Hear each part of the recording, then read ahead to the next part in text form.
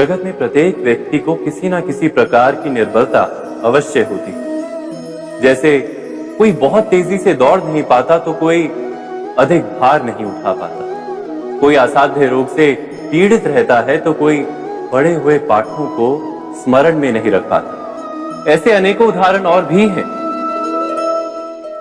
क्या आप किसी ऐसे व्यक्ति को जानते हैं जिसे सब कुछ प्राप्त हो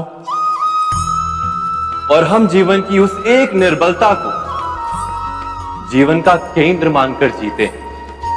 इस कारणवश हृदय में दुख और असंतोष रहता है सदा। निर्बलता मनुष्य को जन्म से अथवा संजोग से प्राप्त होती है, किंतु उस निर्बलता को मनुष्य का मन अपनी मर्यादा बना लेता है। किंतु कुछ व्यक्ति ऐसे भी होते हैं जो अपने पुरुषार्थ और श्रम से उस निर्बलता को पराजित कर देते हैं। क्या भेद है उनमें और अन्य लोगों में? क्या आपने कभी विचार किया है? सरल सा उत्तर है इसका। जो व्यक्ति निर्बलता से पराजित नहीं होता, जो पुरुषार्थ करने का साहस रखता है हृदय में, वो निर्बलता को पार कर जाता है। अर्थात निर्बलता अवश्य ईश्वर देता है, किंतु मर्यादा मनुष्य का मन ही निर्मित करता है। स्वयं विचार कीजिए।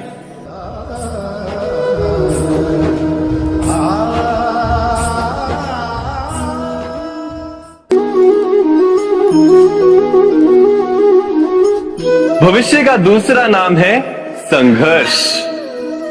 हृदय में आज इच्छा होती है और यदि पूर्ण नहीं हो पाती तो हृदय भविष्य की योजना बनाता है। भविष्य में इच्छा पूर्ण होगी ऐसी कल्पना करता रहता है, किंतु जीवन ना तो भविष्य में है ना अतीत में। जीवन तो इस क्षण का नाम, अर्थात इस क्षण का अनुभव ही जीवन का अनुभव। पर हम ये जानते हुए भी इतना सा सत्य समझ नहीं पाते। या तो हम बीते हुए समय के स्मरणों को घेर कर बैठे रहते, या फिर आने वाले समय के लिए हम योजनाएं बनाते रहते हैं और जीवन जीवन बीत जाता है।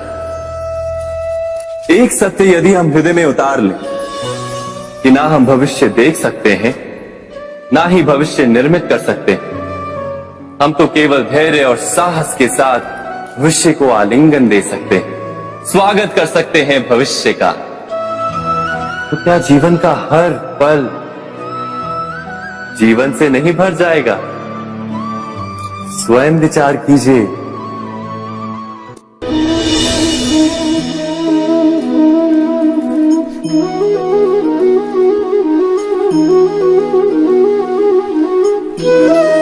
ज्ञान प्राप्ति सदा ही समर्पण से होती है, यह हम सब जानते हैं। किंतु समर्पण का वास्तविक महत्व क्या है? क्या हमने कभी विचार किया? मनुष्य का मन सदा ही ज्ञान प्राप्ति में विभिन्न बाधाओं को उत्पन्न करता है।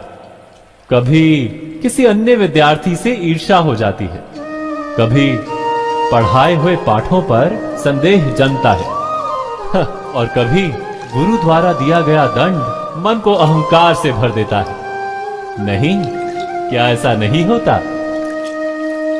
न जाने कैसे कैसे विचार मन को भटकाते हैं और मन की इसी अयोग्य स्थिति के कारण हम ज्ञान प्राप्त नहीं कर पाते।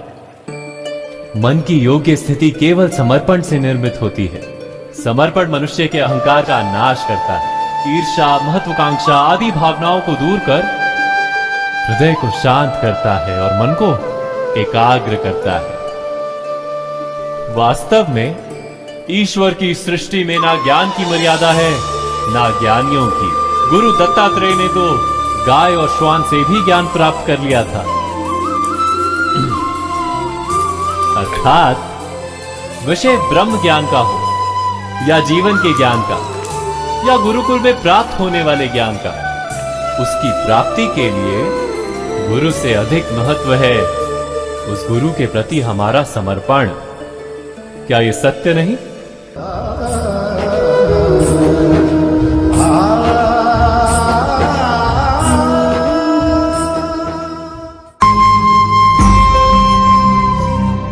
प्रत्येक मनुष्य के जीवन में ऐसा क्षण अवश्य आता है जब सारे स्वप्न, सारी आशाएं, सारे दृश्य ध्वस्त हो जाते हैं। जीवन के सारे आयोजन ही बिखर जाते हैं। एक और धर्म होता है और दूसरी ओर सुख। इसी को धर्म संकट कहते हैं। जब धर्म का वहन ही संकट हो और धर्म का त्याग ही सुख हो। विचार कीजिए, कभी किसी स्वजन के विरुद्ध सत्य बोलने का अवसर प्राप्त हो जाता है, कभी ठीक दरिद्रता के समय सरलता से चोरी करने का मार्ग प्राप्त हो जाता है, कभी किसी शक्तिशाली राजनेता या राजा के कर्मचारी का अधर्म प्रकट हो जाता है। सबके जीवन में ऐसी घटना बनती ही रहती है। अधिकतर लोग ऐसे किसी क्षण को धर्म संकट के रूप में जान ही नहीं पाते। हमें किसी प्रकार के संघर्ष का अनुभव ही नहीं होता। सहजता से सुख की ओर खींचे चले जाते हैं, जैसे मक्खी गुड़ की ओर खींची चली जाती है। वास्तव में धर्म संकट का क्षण ईश्वर के निकट जाने का क्षण होता है। यदि हम संघर्षों से भयभीत ना, सुख की ओर आकर्षित ना, अपने धर्म पर दृढ़ रहे, तो ईश्वर का साक्षात्कार दूर नहीं।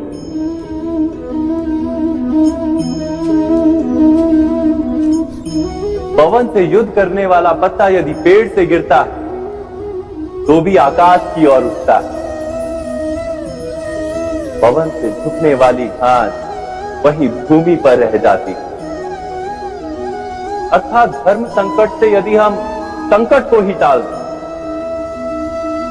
तो सुख तो मिलता है, जीवन बढ़ता है, किंतु क्या चरित्र नहीं टूटता? क्या आत्मा दरिद्र नहीं हो जाती? क्या ईश्वर से अंतर नहीं हो जाता? स्वयं विचार कीजिए।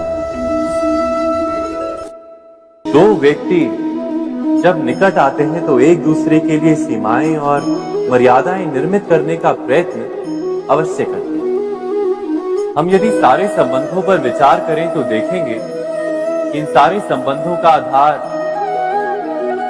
यही सीमाएं हैं जो हम दूसरों के लिए निर्मित करते हैं। और यदि अनजाने में भी कोई अन्य व्यक्ति इन सीमाओं को तोड़ता है तो उसी क्षण हमारा हृदय क्रोध से भर जाता है। इन सीमाओं का वास्तविक रूप क्या है? क्या हमने कभी विचार किया? सीमाओं के द्वारा हम दूसरे व्यक्ति को निर्णय करने की अनुमति नहीं देते, अपना निर्णय उस व्यक्ति पर थोपते, अर्थात किसी की स्वतंत्रता का अस्वीकार करते हैं। और जब स्वतंत्रता का अस्वीकार किया जाता है तो उसका हृदय दुख से भर जाता है। और जब वो सीमाओं को तोड़ता है तो हमारा हृदय क्रोध से भर जाता है। क्या ऐसा नहीं होता?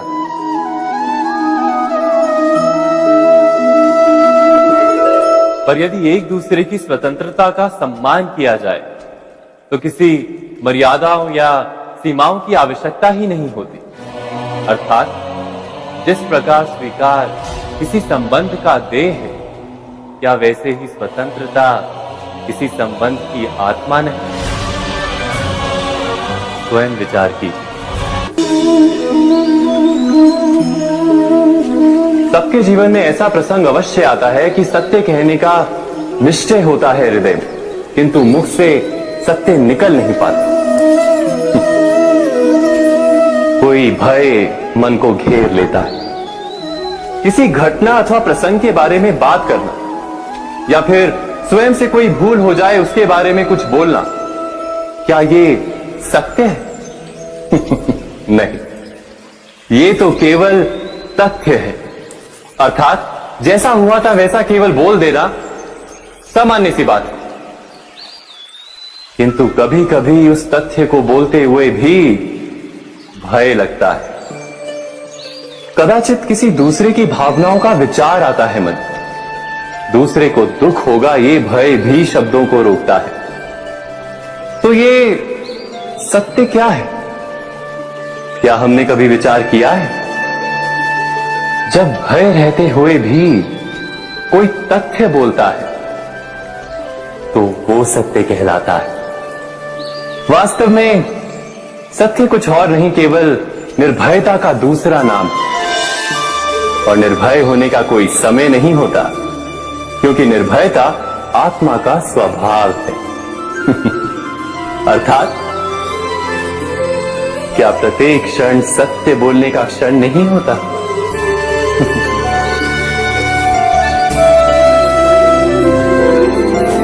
स्वयं विचार कीजिए।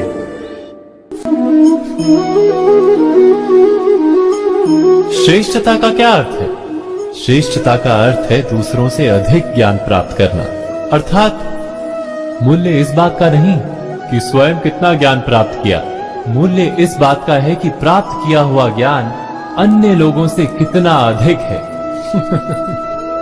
अर्थात श्रेष्ठता की इच्छा ज्ञान प्राप्ति को भी एक स्पर्धा बना देती है। और स्पर्धा में विजय अंतिम कब होती है?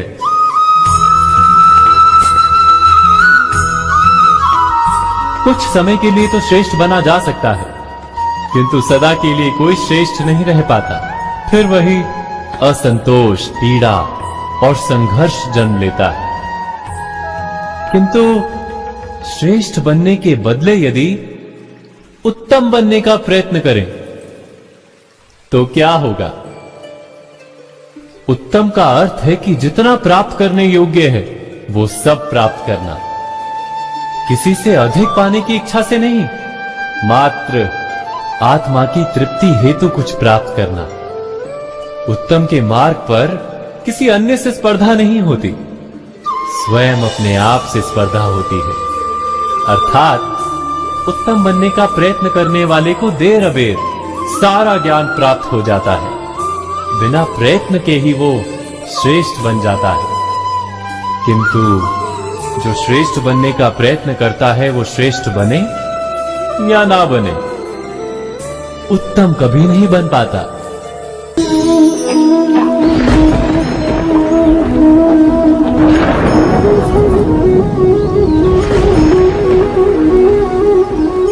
सपनों और पूर्वाभासों के आधार पर हम भविष्य के सुख दुख की कल्पना करते हैं। भविष्य के दुख का कारण दूर करने के लिए हम आज योजना बनाते हैं। किंतु कल के संकट को आज निर्मूल करने से हमें लाभ मिलता है या हानि पहुंचती है? ये प्रश्न हम कभी नहीं करते। सत्य तो ये है कि संकट और उसका निवारण साथ जन से, व्यक्ति के लिए भी और सृष्टि के लिए भी। नहीं, आप अपने भूतकाल का स्मरण कीजिए, इतिहास को देखिए, आप तुरंत ही ये जान पाएंगे कि जब जब संकट आता है तब तब उसका निवारण करने वाली शक्ति भी जन्म लेती है। यही तो जगत का चलन है। वस्तुतः संकट ही शक्ति के जन्म का कारण है। प्रत्येक व्यक्ति जब संकट से निकलता है तो एक पद आगे बढ़ा होता है, अधिक चमकता है, आत्मविश्वास से अधिक भरा होता है, न केवल अपने लिए अपितु विश्व के लिए भी। क्या ये सत्य नहीं? वास्तव में संकट का जन्म है एक अवसर का जन्म, अपने आप को बदलने का, अपने विचारों को ऊंचाई पर करने का अवसर, अपनी आत्मा को बलवान और ज्ञान मंडित बनाने का अवसर। जो ये कर पाता है उसे कोई संकट नहीं होता, किंतु जो ये नहीं कर पाता वो तो स्वयं एक संकट है विश्व के लिए। विचार कीजिए।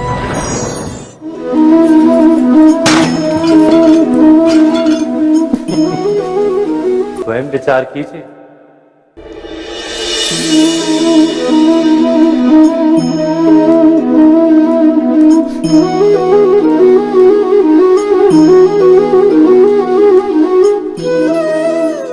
जीवन का हर क्षण निर्णय का क्षण होता है। प्रत्येक पद पर दूसरे पद के विषय में कोई निर्णय करना ही पड़ता है और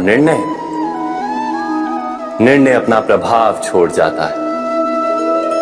आज किए गए निर्णय भविष्य में सुख अथवा दुख निर्मित करते हैं, ना केवल अपने लिए, अपने परिवार के लिए भी, आने वाली पीढ़ियों के लिए भी। जब कोई दुविधा सामने आती है तो मन व्याकुल हो जाता है, अनिश्चय से भर जाता है। निर्णय का वो क्षण युद्ध बन जाता है और मन बन जाता है युद्ध भूमि। अधिकतर निर्णय हम दुविधा का उपाय करने के लिए नहीं, केवल मन को शांत करने के लिए लेते हैं। पर क्या कोई दौड़ते हुए भोजन कर सकता है? नहीं। तो क्या युद्ध से जूझता हुआ मन कोई योग्य निर्णय ले पाएगा? वास्तव में शांत मन से जब कोई निर्णय करता है तो अपने लिए सुखद भविष्य बनाता है, किंतु अपने मन को शांत करने के लिए जब कोई निर्णय करता है तो वो व्यक्ति भविष्य में अपने लिए कांटों भरा वृक्ष लगाता है। स्वयं विचार कीजिएगा।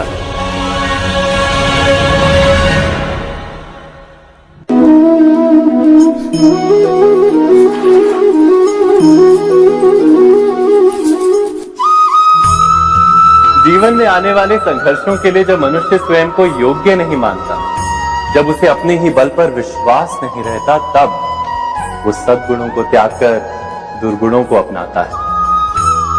वस्तुतः मनुष्य के जीवन में दुर्जनता जन्म ही तब लेती है जब उसके अंतर में आत्मविश्वास नहीं होता।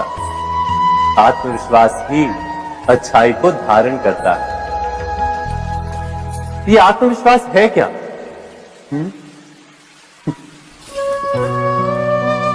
जब मनुष्य ये मानता है कि जीवन का संघर्ष उसे दुर्बल बनाता है, तो उसे अपने ऊपर विश्वास नहीं रहता।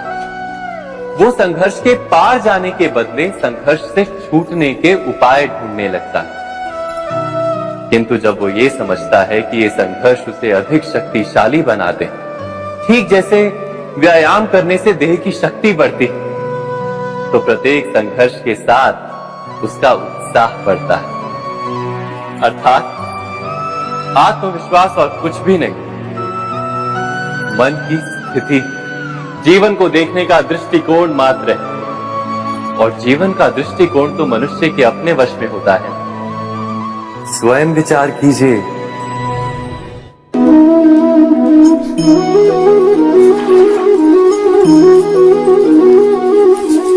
पिता सदा ही अपने संतान के सुख की कामना करते, उनके भविष्य की चिंता करते रहते। इसी कारणवश सदा ही अपने संतानों के भविष्य का मार्ग स्वयं निश्चित करने का प्रयत्न करते रहते। जिस मार्ग पर पिता स्वयं चला है, जिस मार्ग के कंकर पत्थर को स्वयं देखा है, मार्ग की छाया, मार्ग की धूप को स्वयं जाना है, उसी मार्ग पर उसका पुत्र भी चले, यही इच्छा रहती है हर पिता की। निस्संदेह उत्तम भावना है ये। किंतु 3 प्रश्नों के ऊपर विचार करना हम भूल ही जाते। कौन से प्रश्न? प्रथम प्रश्न, क्या समय के साथ प्रत्येक मार्ग बदल नहीं जाते? क्या समय सदा ही नई चुनौतियों को लेकर नहीं आता? तो फिर बीते हुए समय के अनुभव नई पीढ़ी को किस प्रकार लाभ दे सकते हैं? दूसरा प्रश्न, क्या प्रत्येक संतान अपने माता पिता की छवि होता है? हाँ, संतानों को संस्कार तो अवश्य माता पिता देते हैं, किंतु भीतर की क्षमता तो ईश्वर देते हैं। तो जिस मार्ग पर पिता को सफलता मिली है, विश्वास है कि उसी मार्ग पर उसकी संतानों को भी सफलता और सुख प्राप्त होगा। तीसरा प्रश्न, क्या जीवन के संघर्ष और चुनौतियां लाभकारी नहीं होती? क्या प्रत्येक नया प्रश्न एक नए उत्तर का द्वार नहीं खोलता? तो फिर संतानों को नए नए प्रश्नों, संघर्षों और चुनौतियों से दूर रखना, ये उनके लिए लाभ करना कहलाएगा या हानि पहुंचाना? अर्थात जिस प्रकार संतान के भविष्य का निर्माण करने के बदले उसके चरित्र का निर्माण करना श्रेष्ठ है, वैसे संतानों के जीवन का मार्ग निश्चित करने के बदले उन्हें नए संघर्षों के साथ जूझने के लिए मनोबल व ज्ञान देना अधिक लाभदायक नहीं होगा? स्वयं विचार कीजिए। मनुष्य की सबसे बड़ी दुर्बलता क्या होती है? सोचिए। धन, प्रेम, अहंकार। मनुष्य की सबसे बड़ी दुर्बलता होती है उसके रहस्य। चाहे आप कितने भी शक्तिशाली क्यों ना हो, कितने भी प्रबल क्यों ना हो, परंतु उसके रहस्य उसके नाश की चाबी होती है। इसलिए यदि प्रबल रहना है, शक्तिशाली रहना है, समर्थ रहना है, तो अपने रहस्य को किसी को भी ना बताए, ना मित्र को और ना ही शत्रु को, क्योंकि समय पड़ने पर कब कौन शत्रु हो जाए ऐसा कहना संभव नहीं। विभीषण को रावण के अमृत कुंड का ज्ञात था, इसीलिए प्रभु श्री राम रावण का वध करने में सफल हो सके। इसलिए उचित यही है कि आप अपने रहस्य को स्वयं तक ही सीमित रखें। मनुष्य जीवन की परीक्षा में सफल होने के लिए क्या नहीं करता? वो परिश्रम करता है, दौड़ भाग करता है, और ये सब करने के पश्चात भी जब उसका काम नहीं बनता तो वो नकल करता है ना? तनिक लौटिए अपने बचपन में, स्मरण कीजिए अपने बचपन की स्मृतियों का। क्या स्मरण हुआ? विद्यालय में जब आप परीक्षा देने जाते थे तो क्या होता था? आप ना सही, परंतु कोई ना कोई सफलता पाने के लिए नकल करता ही था और उत्तीर्ण भी हो जाता था, है ना? परंतु जीवन की परीक्षा ऐसी नहीं होती। नकल करने वाला सफल नहीं होता।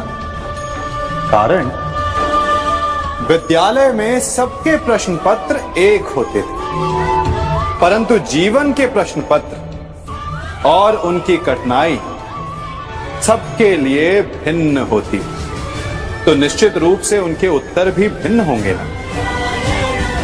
इसलिए यदि आपको जीवन में सफलता पानी है तो नकल ना कीजिए, स्वयं के प्रश्नों का उत्तर स्वयं ढूंढिए और सफलता आपकी ही होगी। मनुष्य का जीवन हार और जीत, विजय और पराजय, सफलता और असफलता के मध्य झूलता रहता है। आपके साथ भी ऐसा होता होगा, है ना? जब आप सफल होते हैं, किसी चुनौती पर विजय पाते हैं, तो मन प्रसन्नता से आनंद के उपवन में झूमने लगता है, और जब आप असफल होते हैं तब मन दुख और पीड़ा के सागर में डूबने लगता है। परंतु वास्तव में सफलता और असफलता है क्या? तनिक ध्यान से सोचिए। ये केवल हमारी मनोस्थिति मात्र है। हमारी पराजय तब नहीं होती जब हमारा शत्रु विजय प्राप्त कर ले। हमारी पराजय तब होती है जब हम पराजय स्वीकार करें। हम असफल तब नहीं होते जब हम लक्ष्य न पा सके। हम असफल तब होते हैं जब हम प्रयास करना बंद कर दें। इसलिए प्रयास करते रहें और हार ना माने, क्योंकि जिस दिन आप हार स्वीकारना बंद कर देंगे, जीत आपके चरणों में होगी। अब सबने बरगद के वृक्ष को तो देखा ही होगा। क्या आपको ज्ञात है बरगद के वृक्ष के बीज का आकार राई से भी छोटा होता है, परंतु बरगद का वृक्ष संसार के महाकाय वृक्षों में जाना जाता है। जब उसका जन्म होता है तब उसमें वो जटाएं, वो शाखाएं नहीं होती, परंतु जैसे जैसे उसका विस्तार होता है, जैसे जैसे वो अधिक शाखाओं का भार उठाता है, अधिक पत्तियों का सृजन करता है, वैसे वैसे उसकी शाखाएं जटाएं बनकर जड़ तक पहुंचती है और इस वृक्ष को सहारा देती है। ये जीवन का बहुत महत्वपूर्ण पथ है। बिना लोभ लालच शुभ कार्य करें, अन्य लोगों की सहायता करें। धीरे धीरे आपने जिनकी सहायता की वो आपके सहायक बनते जाएं, आपकी जड़ों को और बलशाली बनाएंगे, आयु मान और आकार बढ़ाएंगे। सहजीवन, सहायता और निष्काम कर्म आपको मृत्यु के पश्चात भी मरने नहीं देगा, आपको अमर रखेगा। हमारा शरीर प्रकृति का एक महान आविष्कार है। इससे जटिल संरचना संसार में और कोई नहीं। हमारा शरीर जितना जटिल है, यदि इसे ठीक से जाना जाए तो इससे अधिक सरल ज्ञान देने वाला और कोई नहीं। हमारे शरीर में 5 इंद्रियां होती हैं जो हमें भाव, गुण और वस्तुओं का बोध कराती हैं। हमारे पास आंखें हैं, नाक है, स्पर्श के लिए त्वचा है, कान है और जीभा है। सबका भिन्न भिन्न कार्य है। आंखों से देखना, कानों से सुनना, नथनों से श्वास लेना, त्वचा से स्पर्श करना और जीभा से स्वाद लेना। परंतु क्या आपने कभी सोचा कि प्रकृति ने हमें 2 आंखें दी, 2 नथने दी, 2 कान दी, स्पर्श के लिए ये पूरा शरीर दिया, परंतु जीभा केवल 1 दी? ऐसा क्यों? क्योंकि प्रकृति चाहती है कि हम देखें अधिक, सुने अधिक और ज्ञान अधिक अर्जित करें, बोले कम। क्योंकि अधिक वाचाल नाश को निमंत्रण देता है। स्मरण रखिएगा।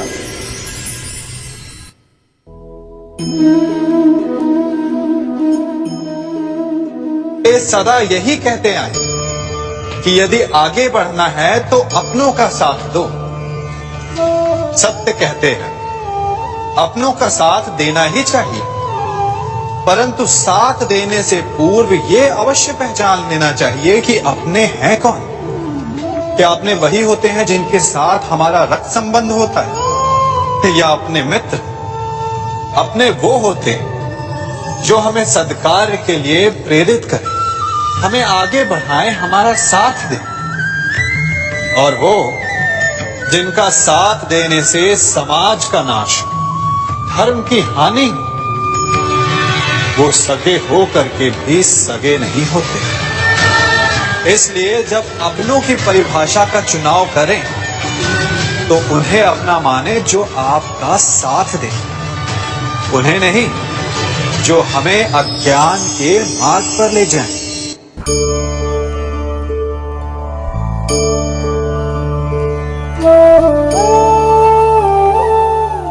आप जिनसे प्रेम करते हैं सदा उनके समीप रहना चाहते हैं, नहीं चाहते कि कभी अपनों से दूर होना पड़े, बिछड़ना पड़े। परंतु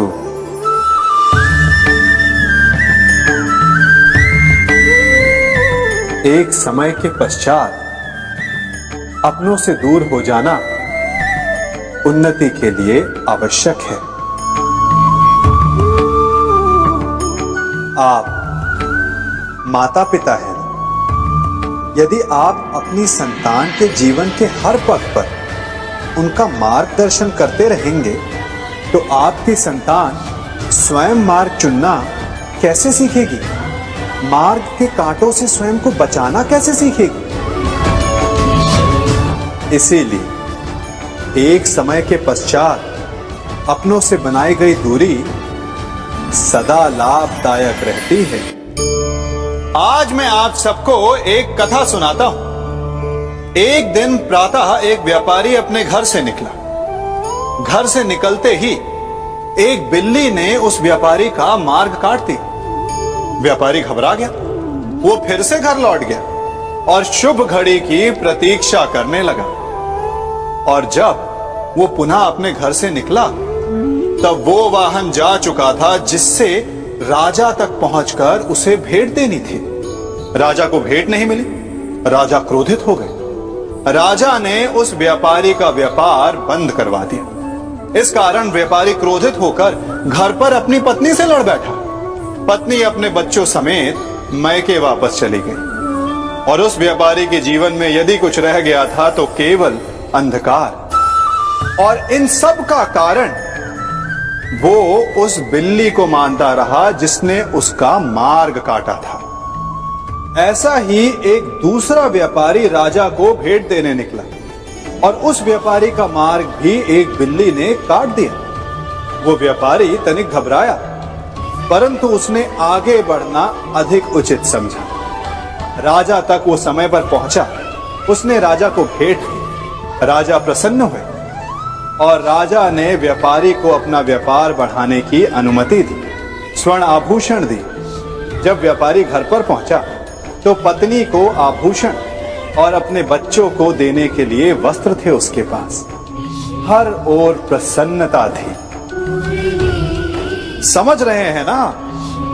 दोनों के साथ एक ही प्रकार की घटना हुई, परंतु दोनों की प्रतिक्रिया भिन्न थी। ऐसा ही हमारा जीवन भी है। हमारे जीवन में प्रारब्ध का अपना स्थान है, परंतु उससे कई अधिक महत्वपूर्ण हमारी प्रतिक्रिया, हमारे सोच का प्रभाव है, क्योंकि यही हमारे जीवन को आकार देते हैं। इसलिए अपनी सोच को सकारात्मक रखिए। आपका जीवन सदैव आनंदमय।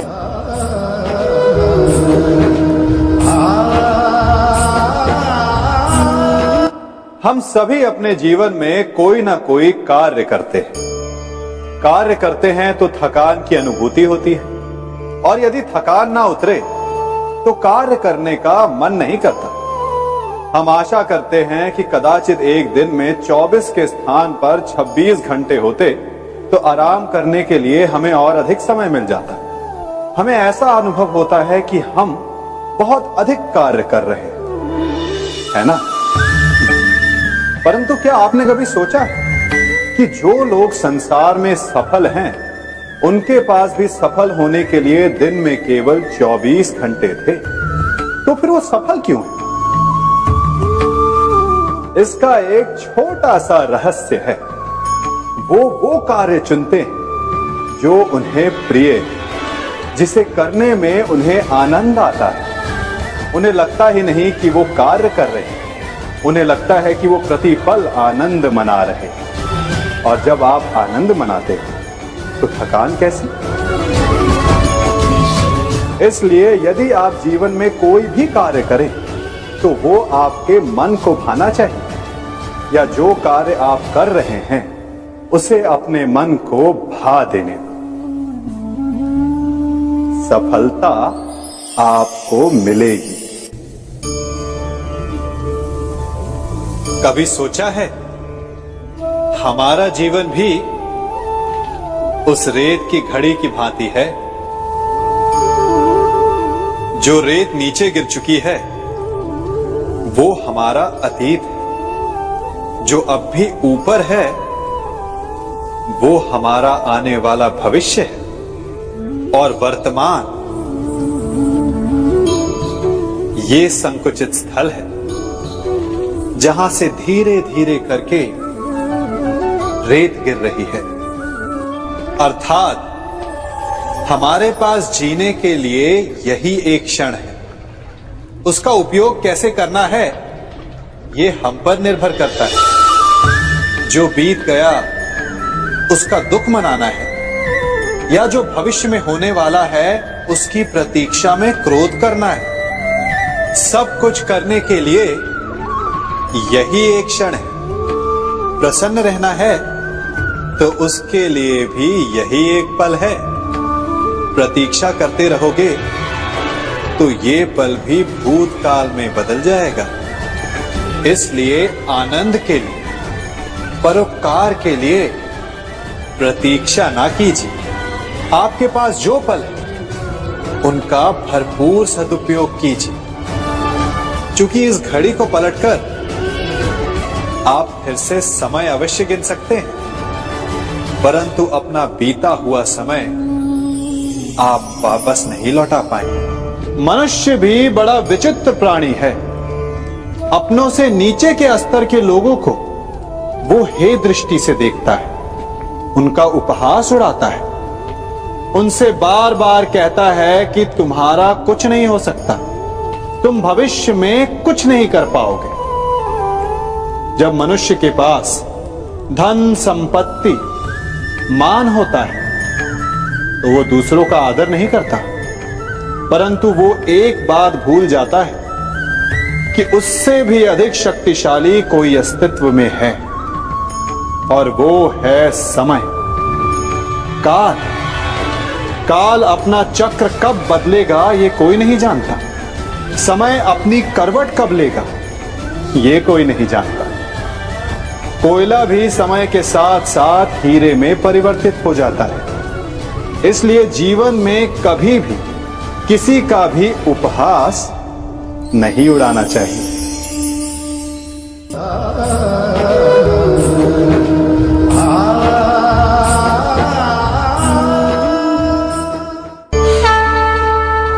गर्व, अभिमान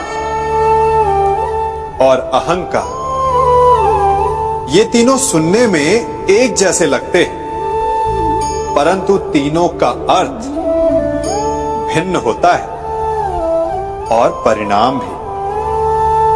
तीनों का आरंभ प्रेम से होता है। स्वयं से प्रेम, परिश्रम हमारे मन में गर्व को जन्म देता है और सफलता अभिमान जगाती है। यहां तक ठीक है, परंतु जब ये भावना अहंकार बन जाती है तब वो समस्या बन जाती है, क्योंकि सबसे बुरा अंत अहंकारी का ही होता है। परंतु मनुष्य के लिए पहेली यही है कि पहचाना कैसे जाए कि अहंकार जग गया है और उसका दमन आवश्यक है। इसका उत्तर मैं नहीं, आपका मन देगा। जब तक आप स्वयं से प्रसन्न हैं, जब तक आप सबसे ऊंचा उठने का प्रयास कर रहे हैं, तब तक ठीक है। परंतु जब आपके मन में दूसरों को नीचा समझने का भाव आ जाए तो सावधान हो जाइए, क्योंकि यही अहंकार है जो वास्तव में आपको हीन कर रहा है।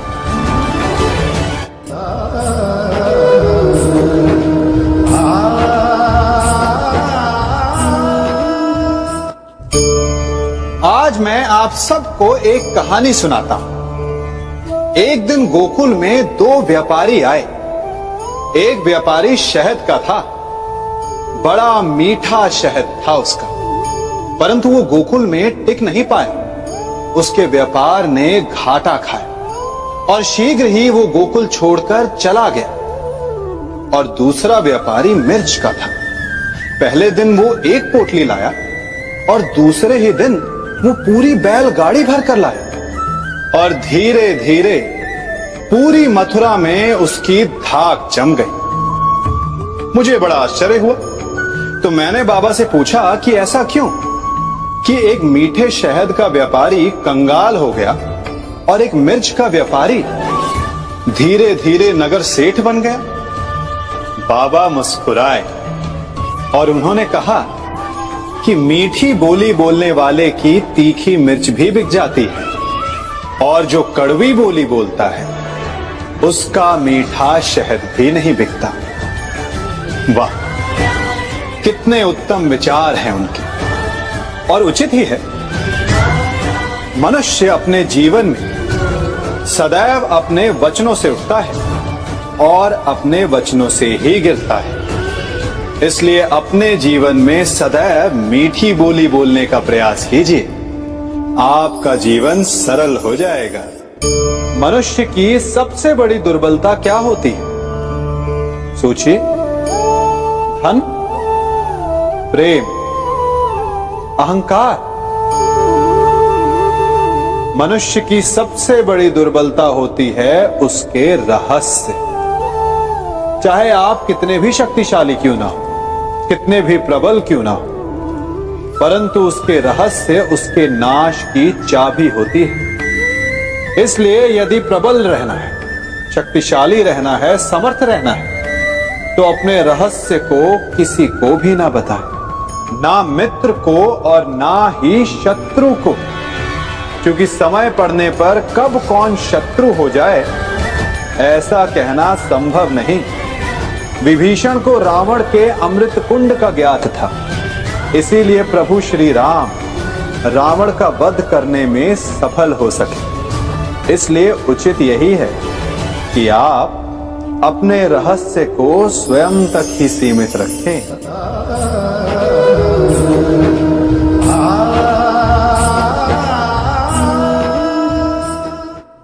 युवा अवस्था भी हमारे जीवन का कितना सुंदर काल होता है ना।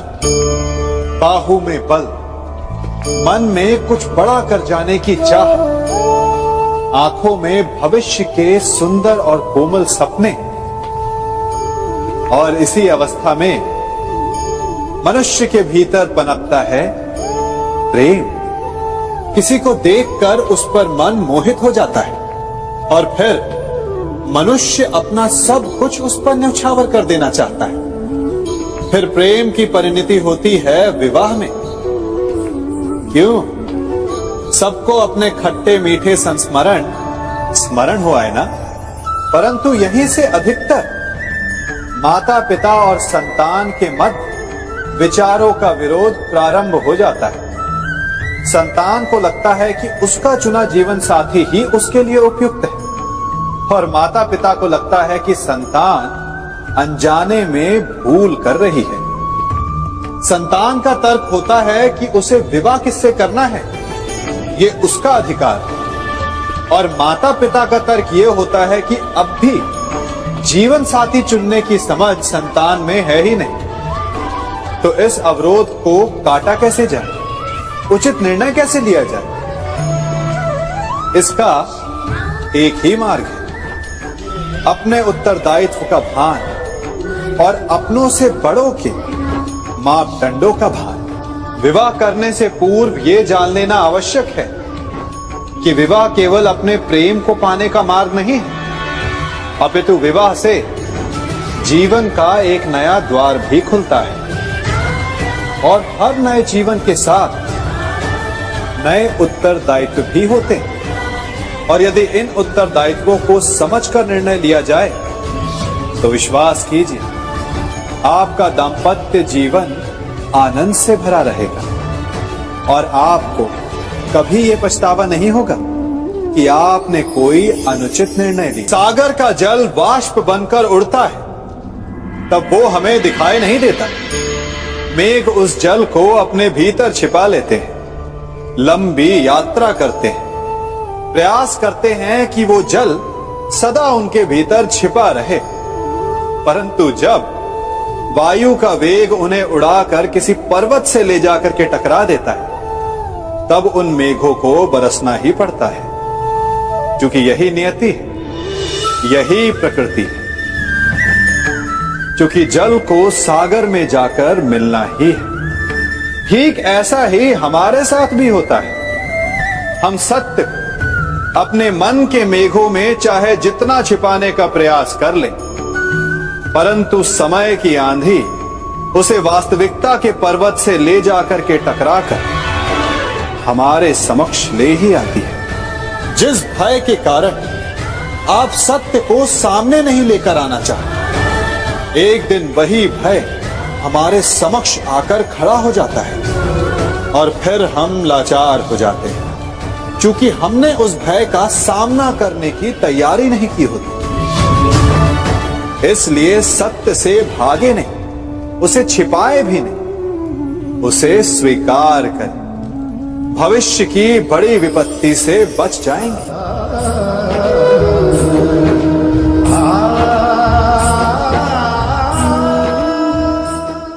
कभी कभी आप सबके जीवन में एक ऐसी विचित्र समस्या अवश्य आती है कि शक्तिशाली के समक्ष मौन हो जाओ। कि उस शक्तिशाली से विवाद करने से बचने के लिए आप मौन रह जाते। मानता हूं ऐसा करने से आप एक विवाद से बच जाते, एक संघर्ष से बच जाते, परंतु ऐसा बचाव एक बड़े संघर्ष को जन्म दे देता है।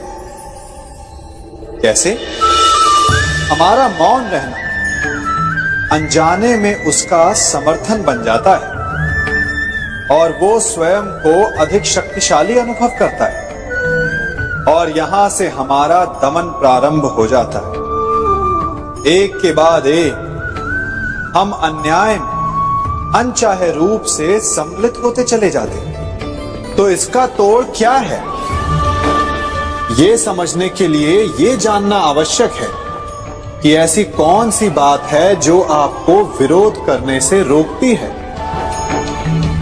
ये सामने वाले की शक्ति नहीं जो आपको रोकती है, ये आपके भीतर छिपा भय है जो आपको रोकता है। हां, कभी कभी भय आपकी सुरक्षा अवश्य कर सकता है, परंतु साथ साथ ये भी जानना आवश्यक है कि ये भय ही है जो आपको मौन भी रखता है। इसलिए अपने मन से भय को निकालिए और खुलकर अनीति का, अन्याय का विरोध कीजिए और फिर देखिएगा आपका मन कितना मुक्त, कितना हल्का अनुभव करेगा।